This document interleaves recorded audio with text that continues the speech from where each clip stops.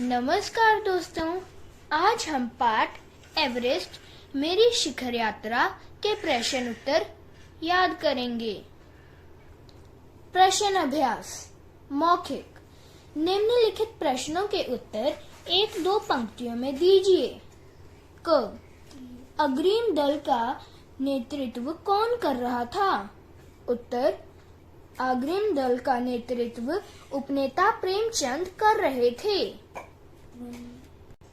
ख लेखिका को सागरमाथा नाम क्यों अच्छा लगा? उत्तर लेखिका को सागरमाथा नाम इसलिए अच्छा लगा क्योंकि नेपाली एवरेस्ट को सागरमाथा कहते हैं। ग लेखिका को ध्वज जैसा क्या लगा? उत्तर लेखिका को एवरेस्ट की चोटी पर जमी हुई बर्फ ध्वज जैसी लग रही थी। घ हिम संकलन से कितने लोगों की मृत्यु हुई और कितने घायल हुए? उत्तर हिम संकलन से 16 शेरपा कुलियों में से 1 की मृत्यु हो गई और 4 घायल हो गए। ड मृत्यु के अवसाद को देखकर कर्नल खुल्लर ने क्या कहा? उत्तर मृत्यु के अवसाद को देखकर कर्नल खुल्लर ने कहा, एवरेस्ट जैसे महान अभियान में खतरों का और कभी-कभी तो मृत्यु को भी आदमी को सहज भाव से स्वीकार करना चाहिए। च रसोई सहायक की मृत्यु कैसे हुई? उत्तर जलवायु अनुकूल न होने के कारण रसोई सहायक की मृत्यु हो गई। छ कैंप 4 कहां और कब लगाया गया? उत्तर कैंप 4 29 अप्रैल को 7900 मीटर की ऊंचाई पर साउथ कोल में लगाया गया। ज लेखिका ने शेरपा कुली को अपना परिचय किस तरह दिया? उत्तर लेखिका ने शेरपा कुली से अपना परिचय यह कहकर दिया कि मैं बिल्कुल नौसिखिया हूँ और एवरेस्ट मेरा पहला अभियान है। झ लेखिका की सफलता पर कर्नल खुल्लर ने उसे किन शब्दों में बधाई दी? उत्तर लेखिका की सफलता पर कर्नल खुल्लर बहुत प्रसन्न थे। उन्होंने लेखिका को बधाई देते हुए कहा, मैं तुम्हारी इस अनूठी उपलब्धि के लिए तुम्हारे माता पिता को बधाई देना चाहूंगा। उन्होंने कहा, देश को तुम पर गर्व है। लिखित प्रश्न उत्तर। निम्नलिखित प्रश्नों के उत्तर 25 से 30 शब्दों में लिखिए। क नजदीक में एवरेस्ट को देखकर लेखिका को कैसा लगा? उत्तर एवरेस्ट को नजदीकी से देखकर लेखिका भौचक्की होकर खड़ी हो गई।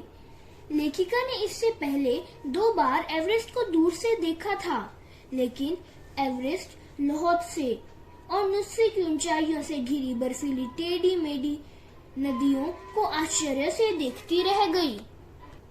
ख डॉक्टर मीनू मेहता ने क्या जानकारियां दी? उत्तर डॉक्टर मीनू मेहता ने एल्यूमीनियम की सीढ़ियों से अस्थायी पुल बनाना, लट्ठों और रस्सियों का उपयोग, बर्फ की आड़ी तिरछी दीवारों पर रस्सियों का बांधना और अग्रिम दल की अभियांत्रिका कार्यों के बारे में विस्तृत जानकारियां दी।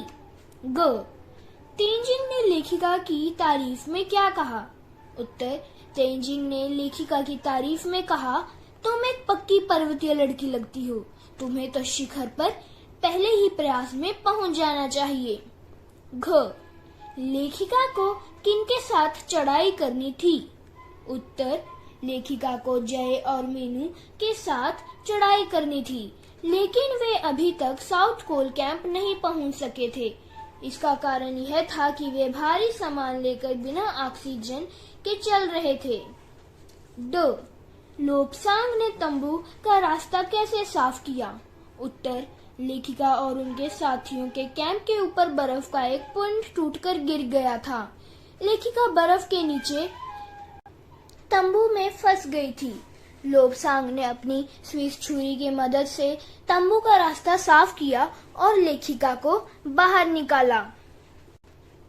च साउथ कोल कैंप पहुंचकर लेखिका ने अगले दिन के महत्वपूर्ण चढ़ाई की तैयारी कैसे शुरू की? उत्तर, साउथ कोल कैंप पहुंचकर लेखिका ने खाना, कुकिंग गैस तथा ऑक्सीजन सिलेंडर इकट्ठे किए। इस तरह लेखिका ने अगले दिन की महत्वपूर्ण चढ़ाई की तैयारी की। प्रश्न 2, निम्नलिखित प्रश्नों के उत्तर 50 से 60 शब्दों में लिखिए। क, उपनेता प्रेमचंद ने किन स्थितियों से अवगत कराया? उत्तर, उपनेता प्रेमचंद ने खुम्बु हिमपात की स्थिति से अवगत कराया। उन्होंने कहा कि उनके दल ने कैंप 1 जो हिमपात के ठीक ऊपर है वहां तक का रास्ता साफ कर दिया है। उन्होंने यह भी बताया कि पुल बनाकर, रस्सियां बांधकर तथा झाड़ियों से रास्ता चिन्हित कर सभी बड़ी कठिनाइयों का जायजा ले लिया गया है। लेकिन ग्लेशियर बर्फ की नदी है और बर्फ का गिरना अभी जारी है। हिमपात के कारण हमें रास्ता खोलने का काम दोबारा करना पड़ सकता है। ख, हिमपात किस तरह होता है और उससे क्या क्या परिवर्तन आते हैं? उत्तर, हिमपात बर्फ के टुकड़ों का अव्यवस्थित ढंग से गिरना है। हिमपात के कारण बर्फ की बड़ी बड़ी चट्टानें टूटकर गिर जाती हैं, जिससे बेहद खतरनाक स्थिति पैदा हो जाती है। हिमपात से धरातल पर बड़ी बड़ी दरारें भी पड़ जाती हैं, जिससे पर्वतारोहियों को तरह तरह की मुसीबतों का सामना करना पड़ता है। ग, लेखिका के तंबू में गिरे बर्फ पिंड का वर्णन किस तरह किया गया है? उत्तर, लेखिका और उसके साथी 15 से 16 मई 1984 को बुध पूर्णिमा की रात को तंबू में सो रहे थे। रात को एक सख्त चीज के टकराने से लेखिका की आंखें अचानक खुल गई और एक जोरदार धमाका हुआ। इसके साथ ही लंबा बर्फ का एक टुकड़ा ग्लेशियर से टूटकर नीचे आ गिरा। हिमखंडों, बर्फ के टुकड़ों ने एक्सप्रेस रेलगाड़ी की तेज गति और भीषण गर्जना के साथ ढलान से नीचे लगे कैंप को तहस नहस कर दिया। इससे लगभग सभी को चोट लगी, लेकिन किसी की मृत्यु नहीं हुई। लेखिका इस घटना में बाल बाल बची थी। घ, लेखिका को देखकर कि हक्का बक्का क्यों रह गया? उत्तर, लेखिका अपने साथियों के लिए थर्मस में जूस और चाय लेने के लिए नीचे आ रही थी। बाहर बर्फीली हवाएं चल रही थी। की ने लेखक को आगे जाने से रोकने की कोशिश की, लेकिन लेखिका ने कहा कि वह भी औरों की तरह एक पर्वतारोही है और दल की सदस्य है, इसलिए अपने साथियों की मदद करना उसका कर्तव्य है। लेखिका की ऐसी हिम्मत और साहस को देखकर कि हक्का बक्का रह गया। ड, एवरेस्ट पर चढ़ने के लिए कुल कितने कैंप बनाए गए? उनका वर्णन कीजिए। उत्तर, एवरेस्ट पर चढ़ने के लिए कुल 4 कैंप लगाए गए। पहला कैंप 6000 मीटर की ऊंचाई पर लगाया गया, जो कि हिमपात के ठीक ऊपर था। दूसरा कैंप साउथ कोल कैंप था। साउथ कोल पृथ्वी की सबसे कठोर जगह के नाम से प्रसिद्ध है। तीसरा कैंप लोहोत्से की बर्फीली सीधा ढलान पर लगाया गया और चौथा कैंप 7900 मीटर की ऊंचाई पर लगाया गया। चढ़ाई के समय एवरेस्ट की चोटी की स्थिति कैसी थी? उत्तर, एवरेस्ट पर चढ़ाई के समय ढलान एकदम सीधी थी, जिस पर चढ़ने में बहुत कठिनाई हो रही थी। एवरेस्ट की चोटी पर इतनी जगह नहीं थी कि 2 व्यक्ति साथ साथ खड़े हो सके। चारों तरफ हजारों मीटर लंबी सीधी ढलान को देखते हुए सुरक्षा का सबसे बड़ा खतरा था। चोटी पर बर्फ जमी हुई थी, जिससे जगह एकदम चिकनी थी। उस पर स्थिर खड़ा होना बहुत मुश्किल था। लेखिका और उसके साथियों ने बर्फ के फावड़े से खोदकर जगह ठीक की और चोटी का बर्फ को माथे से लगाकर एवरेस्ट की चोटी के ताज को चूमा। 6. सम्मिलित अभियान में सहयोग एवं सहायता की भावना का परिचय बेचेंद्री ने किस कार्य से मिलता है? बेचेंद्री अपने दूसरे सदस्यों की मदद करने के लिए बर्फीली हवा में ही थर्मस में जूस और गर्म चाय लेने के लिए तंबू से बाहर जाती है। वह चोटी से नीचे उतरते हुए जय और को चाय पिलाती है। जय बचेंद्रीपाल को नीचे जाने से रोकने की कोशिश करता है, लेकिन बचेंद्रीपाल उसे दृढ़ता से कहती है कि मैं भी औरों की तरह एक पर्वतारोही हूँ, इसलिए मैं भी अपने दल के सदस्यों की मदद क्यों नहीं कर सकती। प्रश्न 3, निम्नलिखित के आशय स्पष्ट कीजिए। क, एवरेस्ट जैसे महान अभियान में खतरों को और कभी कभी तो मृत्यु भी आदमी को सहज भाव से स्वीकार करनी चाहिए। आशय, इन पंक्तियों में नेता कर्नल खुलर ने एवरेस्ट के अभियान दल के सदस्यों को यह बात स्पष्ट रूप से समझा दी कि एवरेस्ट पर चढ़ना खतरों से खाली नहीं है। इस अभियान के जगह जगह पर खतरे मिलेंगे, जिससे आदमी की मृत्यु भी हो सकती है।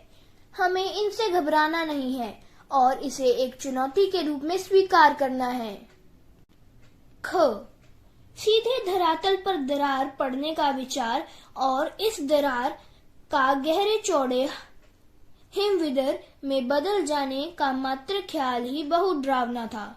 इससे भी ज्यादा भयानक इस बात की जानकारी थी कि हमारे संपूर्ण प्रयास के दौरान हिमपात लगभग 1 दर्जन आरोहियों और कुलियों को प्रतिदिन छूता रहेगा। आशय, एवरेस्ट पर हिमपात के कारण धरती पर दरारें पड़ जाती हैं तथा दरारें और गहरी होती जाती हैं।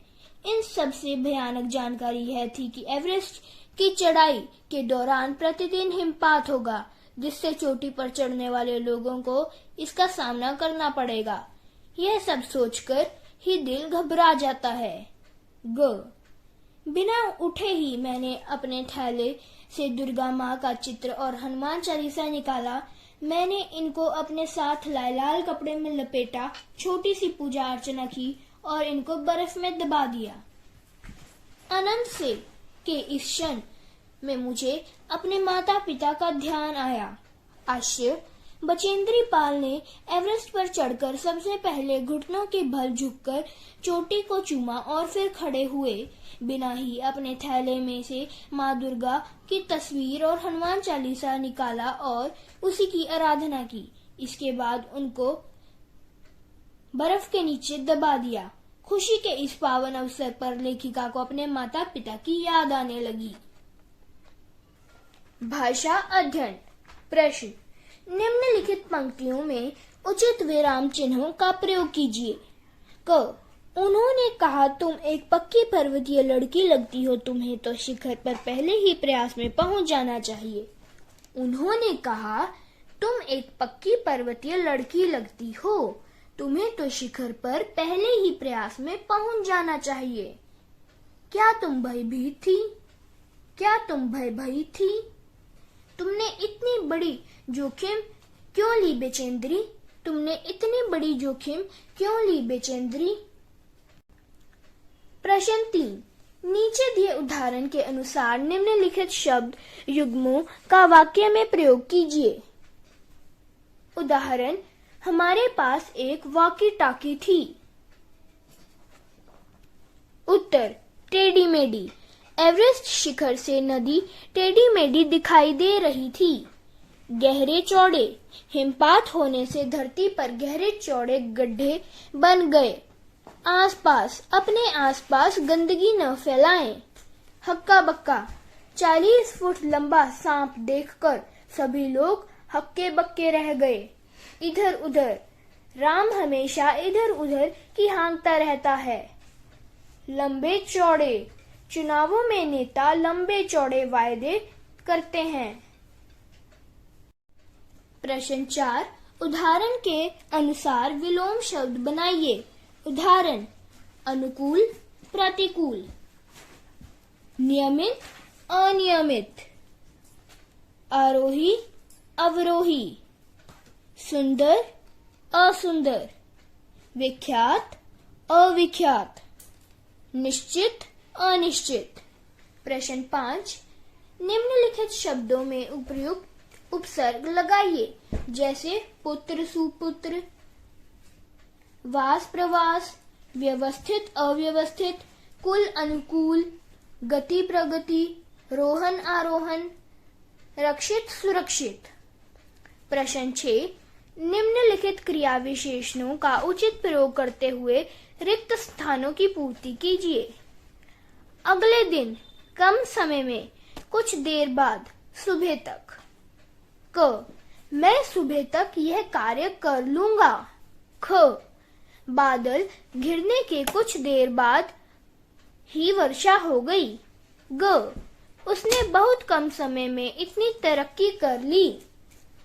घ, नाडकेसा को अगले दिन गांव जाना था। धन्यवाद दोस्तों।